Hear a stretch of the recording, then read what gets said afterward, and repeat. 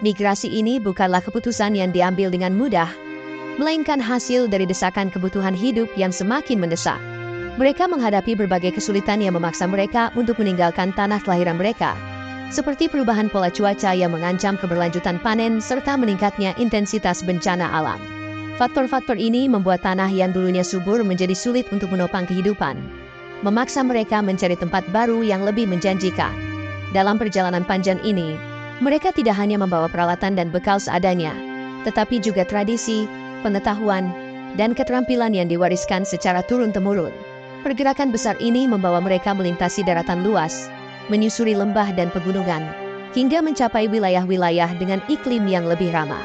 Perjalanan tersebut tidak hanya melibatkan upaya fisik, tetapi juga keberanian untuk menjelajahi tempat-tempat yang belum pernah mereka kenal sebelumnya. Bagi mereka, perjalanan ini adalah upaya mempertahankan hidup sekaligus memulai babak baru di tanah yang penuh harapan. Para migran ini menempuh perjalanan melintasi daratan Asia Tenggara, menghadapi berbagai medan yang sulit dan tidak bersahabat. Semenanjung Malaysia menjadi salah satu jalur utama yang mereka lalui, sebuah wilayah yang saat itu penuh dengan hutan hujan tropis yang lebat dan beragam tantangan alam. Tidak hanya hutan belantara, mereka juga harus menghadapi rawa-rawa yang luas, serangga pembawa penyakit, dan hewan liar yang mengancam. Namun, keberanian dan semangat bertahan hidup membuat mereka terus maju, mengandalkan pengetahuan alami untuk mencari makanan, air, dan perlindungan di sepanjang perjalanan. Selain daratan, sungai-sungai besar yang membelah semenanjung menjadi jalur transportasi alami yang sangat penting. Para migran ini seringkali membuat rakit sederhana dari kayu untuk menavigasi sungai-sungai tersebut, mencari arus yang membawa mereka ke tempat yang lebih jauh. Ketika mencapai garis pantai, mereka menghadapi tantangan baru berupa lautan yang luas dan tidak terduga. Dengan alat-alat seadanya, mereka belajar membaca arah angin dan arus laut untuk melanjutkan perjalanan. Perpindahan ini tidak hanya menguji keterampilan bertahan hidup mereka, tetapi juga memperkuat tekad untuk menemukan tanah baru yang bisa menjadi rumah bagi generasi mereka berikutnya. Setelah perjalanan panjang melintasi daratan dan lautan, para migran akhirnya menemukan tempat yang cocok untuk menetap di Pulau Kalimantan. Pulau ini menyambut mereka dengan hutan tropis yang lebat dan tak terjamah, menawarkan sumber daya alam yang melimpah namun juga tantangan besar. Mereka mendapati tanah yang subur untuk bercocok tanam, sungai-sungai besar yang kaya akan ikan, dan hutan yang menyediakan hasil hutan seperti buah-buahan, kayu, dan bahan obat-obatan. Kehidupan di tengah alam liar ini memaksa mereka untuk beradaptasi secara cepat, mengembangkan keterampilan berburu, memanfaatkan tumbuhan lokal, serta membangun tempat tinggal yang mampu melindungi mereka dari cuaca ekstrim dan hewan buas. Komunitas yang mereka bangun tumbuh perlahan di sepanjang tepi sungai besar, seperti Sungai Kapuas dan Mahakam. Sungai ini tidak hanya menjadi sumber air utama, tetapi juga jalur komunikasi dan perdagangan di antara kelompok-kelompok yang tersebar. Para migran mulai menciptakan sistem sosial sederhana, membagi tugas berdasarkan keahlian masing-masing, seperti berburu, memancing, bercocok tanam, atau membangun tempat tinggal. Kehidupan di tepi sungai memungkinkan mereka untuk menjalin interaksi dengan kelompok lain, berbagi pengalaman, dan menciptakan jaringan sosial yang mendukung kelangsungan hidup komunitas mereka. Sungai menjadi nadi kehidupan mereka, penghubung utama antara masa lalu perjalanan mereka dan masa depan yang mereka bangun bersama di Tanah Baru. Kehidupan para pendatang di Tanah Baru dimulai dengan memanfaatkan sumber daya alam yang melimpah di sekitar mereka. Mereka mengolah lahan subur untuk bercocok tanam dengan metode sederhana, menanam padi, umbi-umbian, serta tanaman lain yang mendukung kebutuhan sehari-hari. Hutan yang lebat menjadi tempat berburu hewan liar seperti rusa, babi hutan, dan burung, yang menjadi sumber protein utama.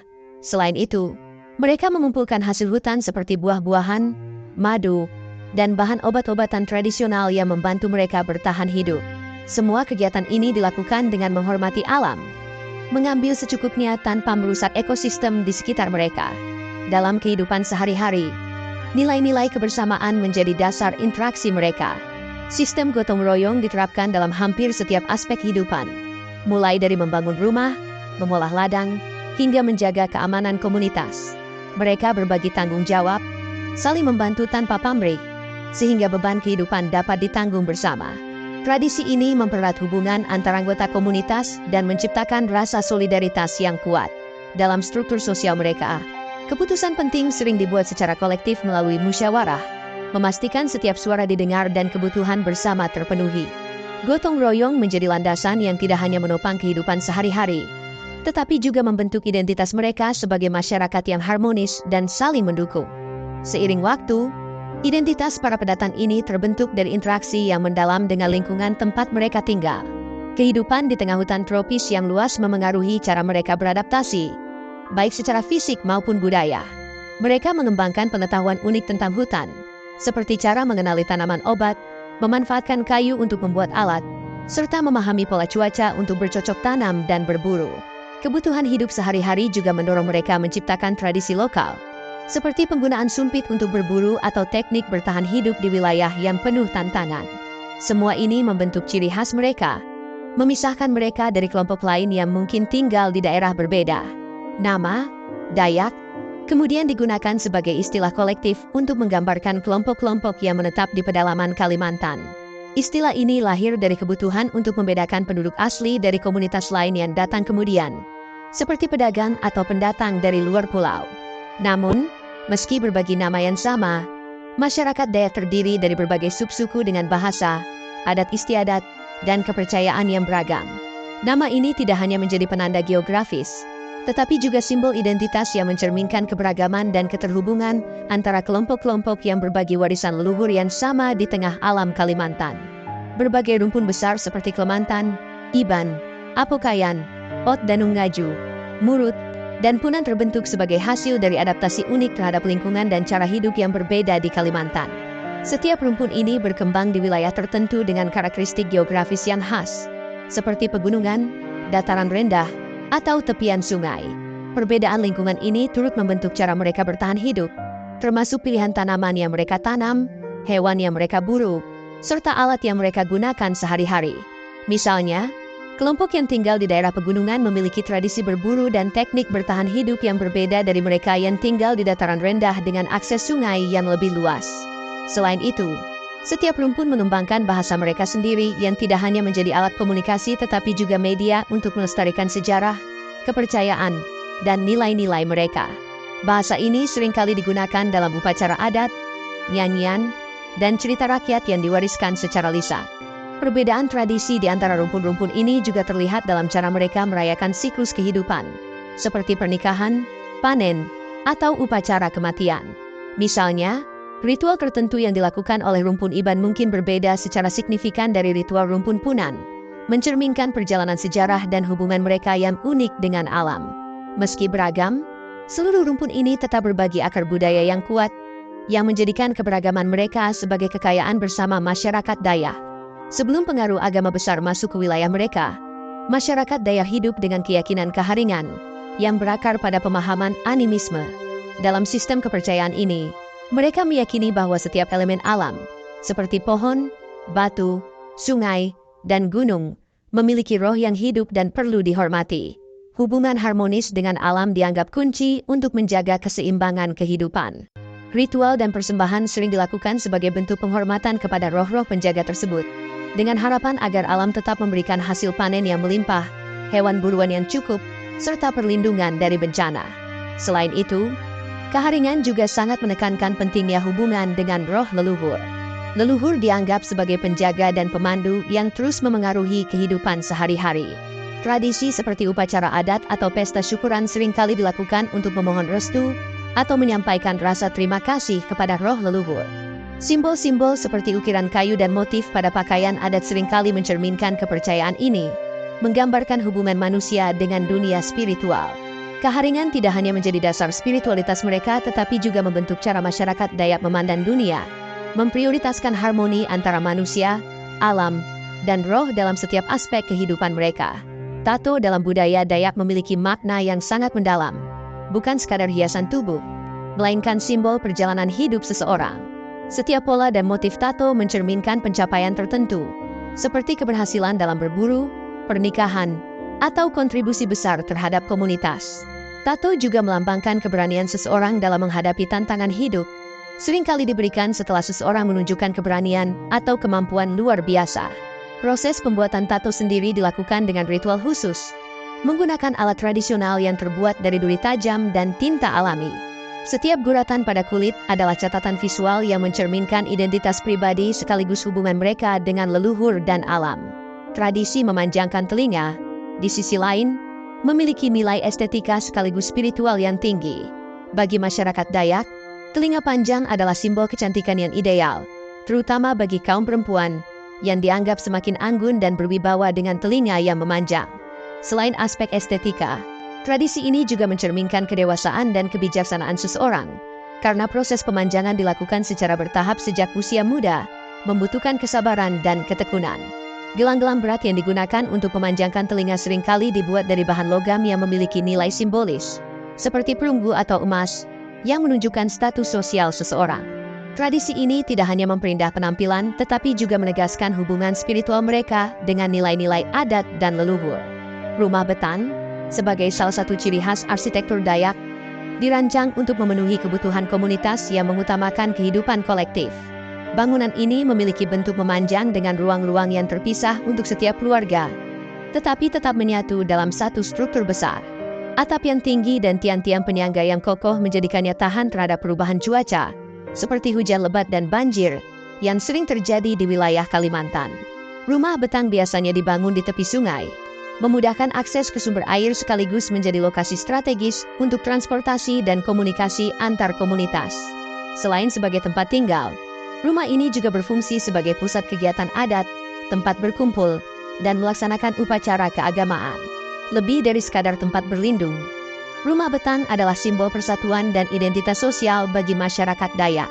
Hidup bersama dalam satu atap menciptakan ikatan yang kuat antar keluarga, membangun rasa saling percaya, dan mengajarkan nilai-nilai solidaritas sejak dini.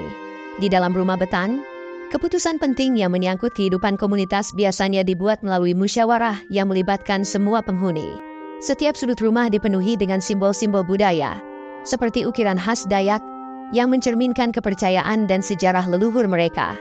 Rumah ini bukan hanya sebuah struktur fisik, tetapi juga manifestasi dari filosofi hidup masyarakat Dayak yang menjunjung tinggi kebersamaan, gotong royong, dan harmoni dengan alam. Seni ukir menjadi salah satu ekspresi budaya yang menonjol dalam kehidupan masyarakat Dayak. Ukiran mereka tidak hanya berfungsi sebagai hiasan, tetapi juga memiliki makna spiritual yang mendalam, seringkali menggambarkan hubungan manusia dengan alam dan leluhur. Motif-motif yang rumit, seperti burung enggang, naga, atau pola geometris, diukir pada kayu, perahu, hingga bagian rumah betang. Seni ukir ini menjadi medium untuk menyampaikan cerita-cerita tradisional yang diwariskan secara turun-temurun, memperkuat identitas budaya mereka. Selain itu, tarian adat Dayak, yang sering diiringi musik tradisional seperti gong dan sampe, juga berkembang sebagai bagian dari upacara keagamaan dan perayaan. Setiap gerakan dalam tarian memiliki makna tersendiri, mulai dari doa untuk kesuburan hingga penghormatan kepada roh leluhur. Mandau, senjata tradisional khas Dayak, tidak hanya digunakan sebagai alat perang, tetapi juga menjadi simbol kehormatan dan keberanian. Setiap mandau dirancang dengan ukiran khas yang memperlihatkan keterampilan pengrajinnya dan status pemiliknya. Dalam kehidupan sehari-hari, mandau sering digunakan untuk berburu atau menebang pohon, tetapi dalam upacara adat, senjata ini memegang peran penting sebagai alat sakral yang diyakini memiliki kekuatan spiritual. Selain mandau, sumpit menjadi alat berburu yang sangat efektif, terutama di hutan lebat. Kemampuan menggunakan sumpit juga mencerminkan keahlian dan kearifan lokal masyarakat Dayak, karena senjata ini dirancang dengan presisi untuk memburu hewan kecil tanpa merusak lingkungan. Baik mandau maupun sumpit, keduanya mencerminkan hubungan erat antara budaya, kehidupan sehari-hari, dan spiritualitas masyarakat Dayak. Suku Dayak dikenal memiliki hubungan yang mendalam dengan hutan, tempat mereka hidup dan bergantung sejak ribuan tahun yang lalu. Pengetahuan mereka tentang tumbuhan sangat luas, mencakup berbagai jenis tanaman yang digunakan untuk pangan, obat-obatan, hingga bahan konstruksi. Mereka tahu mana tumbuhan yang dapat dimakan, mana yang beracun, serta bagaimana mengolah tanaman menjadi ramuan tradisional untuk menyembuhkan berbagai penyakit.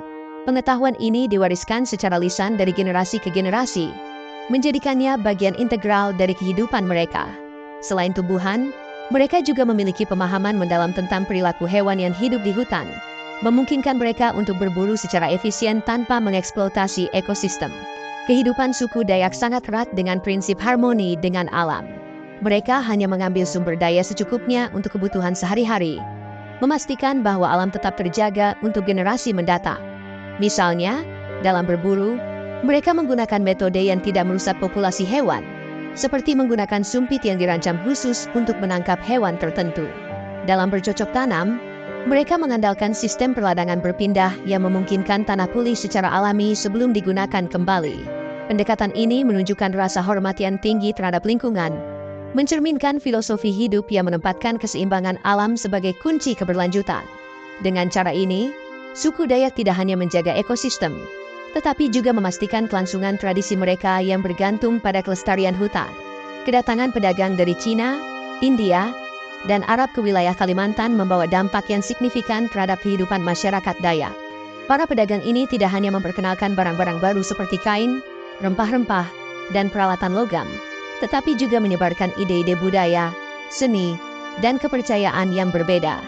Dari Cina, misalnya, masyarakat Dayak mulai mengenal motif-motif khas pada kain dan perhiasan, yang kemudian diadaptasi ke dalam seni lokal. Pedagang India membawa pengaruh melalui seni ukir dan cerita epik, sementara pedagang Arab memperkenalkan bahasa dan elemen agama yang kemudian diintegrasikan oleh beberapa kelompok. Interaksi ini tidak hanya memperkaya tradisi lokal, tetapi juga memperluas wawasan mereka tentang dunia luar. Meskipun berinteraksi dengan budaya asing, masyarakat Dayak tetap menjaga dan melestarikan tradisi asli mereka dengan ketat. Upacara adat, sistem kepercayaan keharingan, dan seni tradisional tetap menjadi inti dari kehidupan mereka, meskipun diperkaya oleh unsur-unsur baru.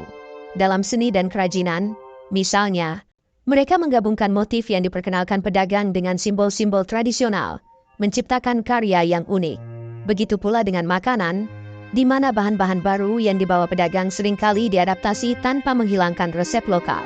Adaptasi ini menunjukkan fleksibilitas budaya Dayak, di mana mereka mampu menerima pengaruh luar tanpa kehilangan identitas mereka sendiri, menjaga keseimbangan antara perubahan dan pelestarian tradisi. Kedatangan era kolonial membawa perubahan besar dalam kehidupan masyarakat Dayak, terutama melalui misi penyebaran agama dan eksploitasi sumber daya alam di wilayah Kalimantan. Kolonialisme memperkenalkan agama-agama baru seperti Kristen dan Islam ke dalam komunitas Dayak, yang sebelumnya mempraktikkan kepercayaan lokal seperti keharingan. Penyebaran agama ini sering dilakukan bersamaan dengan upaya pendidikan dan pembangunan infrastruktur, tetapi juga membawa tantangan berupa pergeseran nilai dan tradisi. Sementara sebagian masyarakat menerima agama baru, banyak yang tetap mempertahankan kepercayaan leluhur mereka, menciptakan dinamika sosial yang kompleks. Selain itu, eksploitasi sumber daya alam seperti kayu, emas, dan hasil hutan lainnya oleh pemerintah kolonial mulai mengubah hubungan masyarakat Dayak dengan tanah mereka. Seiring berjalannya waktu, eksploitasi besar-besaran terhadap sumber daya alam menyebabkan beberapa komunitas Dayak kehilangan akses ke tanah yang telah mereka kelola secara turun-temurun. Pembukaan lahan untuk perkebunan, tambang, dan infrastruktur kolonial menggeser banyak komunitas Dayak dari habitat aslinya, memaksa mereka untuk beradaptasi di tempat baru atau hidup dalam keterbatasan. Pola hidup tradisional yang bergantung pada hutan dan sungai mulai terganggu, dan banyak dari mereka mengalami kesulitan mempertahankan cara hidup yang diwariskan oleh leluhur mereka. Meskipun beberapa kelompok berhasil bertahan dengan menyesuaikan diri, yang lain terpinggirkan, menghadapi tantangan ekonomi dan sosial yang signifikan. Perubahan ini menciptakan dampak jangka panjang terhadap budaya dan kesejahteraan masyarakat Dayak di tengah perkembangan kolonialisme. Suku Dayak memainkan peran penting dalam perjuangan melawan penjajah, menunjukkan keberanian dan ketangguhan mereka dalam menghadapi kekuatan asing. Mereka tidak hanya berperan sebagai penduduk lokal, tetapi juga sebagai pejuang yang mengenal medan dengan sangat baik. Dalam berbagai konflik, masyarakat Dayak bersatu dengan kelompok lain untuk melindungi wilayah mereka dari ancaman eksploitasi dan dominasi kolonial. Keahlian mereka dalam menggunakan senjata tradisional seperti mandau dan sumpit menjadikan mereka lawan yang tangguh. Selain itu, kemampuan mereka untuk membaca tanda-tanda alam dan memahami seluk-beluk ekosistem hutan memberi keuntungan strategis yang signifikan dalam pertempuran. Strategi perang gerilya yang diterapkan oleh masyarakat Dayak sangat dipengaruhi oleh pengetahuan mereka tentang hutan, yang telah menjadi bagian integral dari kehidupan mereka selama berabad-abad.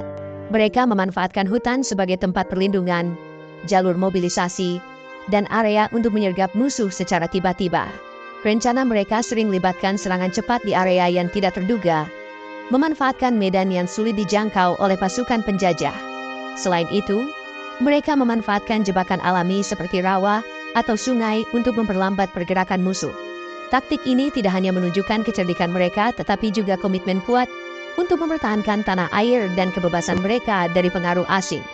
Meski modernisasi telah membawa perubahan besar di berbagai aspek kehidupan, suku Dayak tetap menjaga tradisi mereka sebagai bagian penting dari identitas budaya. Tradisi ini bukan hanya bentuk warisan leluhur, tetapi juga simbol keberlanjutan nilai-nilai yang menghubungkan mereka dengan alam dan komunitas. Dalam menghadapi perkembangan zaman, mereka mengadaptasi beberapa elemen tradisi agar sesuai dengan konteks modern tanpa menghilangkan esensinya. Misalnya, seni ukir khas Dayak kini tidak hanya ditemukan di rumah adat atau perahu tradisional, tetapi juga diaplikasikan pada pernak-pernik modern seperti perhiasan dan aksesoris yang dijual secara luas. Langkah ini membantu tradisi mereka tetap relevan dan dikenal di era yang semakin maju. Upacara adat seperti gawai dan pesta panen tetap menjadi momen penting bagi masyarakat Dayak. Meskipun formatnya mungkin sedikit berubah, gawai, sebagai wujud syukur atas hasil panen, tetap dirayakan dengan penuh semangat melalui tarian, musik tradisional, dan ritual penghormatan kepada leluhur serta alam. Pesta panen ini tidak hanya menjadi ajang perayaan tetapi juga sarana untuk mempererat hubungan antar komunitas dan memperkenalkan tradisi Dayak kepada generasi muda. Dalam konteks modern, upacara ini seringkali dijadikan acara budaya yang mengundang wisatawan, membantu memperkenalkan kekayaan budaya Dayak ke dunia luar sambil memastikan tradisi mereka tetap hidup dan dihargai. Pembangunan modern yang pesat di wilayah Kalimantan membawa dampak besar bagi masyarakat Dayak, termasuk perpindahan sebagian dari mereka ke kota-kota besar. Perpindahan ini seringkali didorong oleh kebutuhan ekonomi, seperti mencari pekerjaan di sektor industri, perdagangan, atau jasa yang berkembang di daerah perkotaan. Dalam proses adaptasi ini, banyak dari mereka harus meninggalkan pola hidup tradisional yang berpusat pada hutan dan sungai, menggantinya dengan kehidupan modern yang lebih terstruktur. Transisi ini tidak hanya mengubah gaya hidup mereka, tetapi juga mengurangi keterhubungan dengan alam yang telah menjadi bagian integral dari budaya mereka selama berabad-abad. Sebagian besar masyarakat yang pindah ke kota mulai mengadopsi cara hidup urban yang kadang bertentangan dengan nilai-nilai adat yang mereka pelajari sejak kecil. Di sisi lain, perpindahan ini juga memengaruhi keberlangsungan tradisi Dayak, terutama di kalangan generasi muda yang tumbuh dalam lingkungan perkotaan. Banyak tradisi yang mulai dilupakan atau dianggap tidak relevan dengan kehidupan modern. Misalnya, praktik seperti memanjangkan telinga atau membuat tato tradisional kini jarang dilakukan karena dianggap tidak sesuai dengan standar estetika modern. Upacara adat dan ritual yang dulunya menjadi bagian penting dalam kehidupan masyarakat Dayak juga mulai ditinggalkan karena keterbatasan waktu dan kesempatan. Meskipun demikian, upaya untuk melestarikan tradisi tetap ada, baik melalui komunitas budaya di kota maupun festival adat yang diselenggarakan untuk menjaga warisan leluhur tetap hidup di tengah modernisasi. Upaya pelestarian budaya Dayak semakin intensif di tengah tantangan modernisasi, dengan berbagai langkah dilakukan untuk memastikan tradisi mereka tidak hilang ditelan zaman. Festival budaya menjadi salah satu cara efektif untuk memperkenalkan kekayaan adat Dayak kepada generasi muda dan masyarakat luas. Dalam acara ini, tarian adat, musik tradisional, dan kerajinan khas Dayak dipamerkan, memberikan ruang bagi para seniman dan pengrajin lokal untuk mempertahankan keahlian mereka. Selain itu, pembangunan museum khusus yang menyimpan artefak seperti mandau, ukiran, pakaian adat, dan peralatan tradisional lainnya memberikan kesempatan bagi masyarakat untuk mempelajari sejarah dan makna di balik tradisi mereka. Dokumentasi dalam bentuk buku, film, atau rekaman audiovisual juga menjadi alat penting untuk melestarikan cerita rakyat, lagu tradisional, dan ritual adat yang sebelumnya diwariskan secara lisan. Bahasa Dayak, yang menjadi salah satu elemen penting dalam identitas mereka, juga mulai diajarkan kembali di sekolah-sekolah lokal dan komunitas budaya. Program ini bertujuan untuk menghidupkan kembali bahasa yang terancam punah akibat pergeseran ke bahasa nasional atau global. Kelas bahasa seringkali diselenggarakan dalam bentuk lokakarya, di mana anak-anak dan generasi muda diajarkan kosakata, tata bahasa, serta cara membaca dan menulis dalam bahasa Dayak. Selain itu, beberapa komunitas telah mulai mendigitalisasi bahasa mereka, menciptakan kamus online atau aplikasi pembelajaran untuk menjangkau lebih banyak orang. Langkah ini tidak hanya menjaga bahasa tetap hidup, tetapi juga memperkuat rasa bangga akan identitas Dayak di tengah arus globalisasi. Suku Dayak telah lama menjadi garda terdepan dalam upaya pelestarian lingkungan, terutama hutan tropis Kalimantan yang merupakan habitat asli mereka. Dengan pengetahuan tradisional yang diwariskan secara turun-temurun, mereka memahami pentingnya menjaga keseimbangan alam untuk kelangsungan hidup tidak hanya bagi komunitas mereka, tetapi juga ekosistem global. Suku Dayak sering terlibat dalam gerakan lingkungan untuk menentang deforestasi dan perusakan habitat akibat pembukaan lahan untuk perkebunan, pertambangan, atau pembangunan infrastruktur besar-besaran. Mereka bekerja sama dengan organisasi lingkungan dan pemerintah, memberikan perspektif lokal yang berharga tentang cara melindungi hutan dan sumber daya alam yang terancam. Komunitas Dayak juga menjadi simbol perlawanan terhadap pelanggaran hak adat, khususnya dalam isu kepemilikan tanah dan pengelolaan sumber daya. Mereka memimpin berbagai gerakan untuk mempertahankan hak mereka atas tanah leluhur, yang seringkali diabaikan oleh pihak-pihak yang mengejar kepentingan ekonomi. Keberadaan mereka di hutan tropis Kalimantan mencerminkan bagaimana manusia dapat hidup berdampingan dengan alam tanpa merusaknya, menjadikan mereka contoh nyata dari keberlanjutan. Aktivisme mereka tidak hanya memberikan dampak lokal tetapi juga menginspirasi gerakan global tentang pentingnya melibatkan masyarakat adat dalam perlindungan lingkungan. Dengan mempertahankan hutan tropis, mereka tidak hanya menjaga warisan leluhur, tetapi juga memberikan kontribusi besar dalam mitigasi perubahan iklim.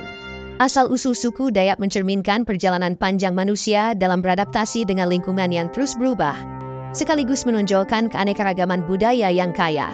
Sejarah mereka tidak hanya tentang migrasi dan pemukiman, tetapi juga tentang bagaimana sebuah komunitas dapat menciptakan hubungan yang mendalam dengan alam dan mengembangkan tradisi yang bertahan hingga ribuan tahun. Keberagaman subsuku, bahasa, seni, dan kepercayaan dalam masyarakat Dayak menjadi bukti nyata bahwa budaya dapat berkembang secara unik berdasarkan kondisi geografis dan kebutuhan hidup yang berbeda. Cerita tentang asal-usul mereka mengajarkan pentingnya menghargai warisan leluhur yang membawa nilai-nilai kearifan lokal yang relevan untuk kehidupan modern. Kisah suku Dayak juga memberikan inspirasi global tentang kelestarian tradisi dan alam sebagai bagian yang tak terpisahkan dari identitas manusia. Upaya mereka menjaga hutan tropis, menghormati kepercayaan leluhur, dan melestarikan bahasa serta seni tradisional menjadi contoh bagaimana sebuah komunitas dapat melindungi warisan budaya di tengah arus globalisasi. Inspirasi ini mendorong berbagai gerakan pelestarian di seluruh dunia, menegaskan bahwa nilai-nilai lokal dapat memberikan kontribusi signifikan dalam menjaga keberlanjutan lingkungan dan keberagaman budaya. Dengan memahami dan menghormati asal-usul suku Dayak, dunia dapat belajar untuk lebih menghargai budaya-budaya lain yang menjadi bagian penting dari mozaik peradaban manusia.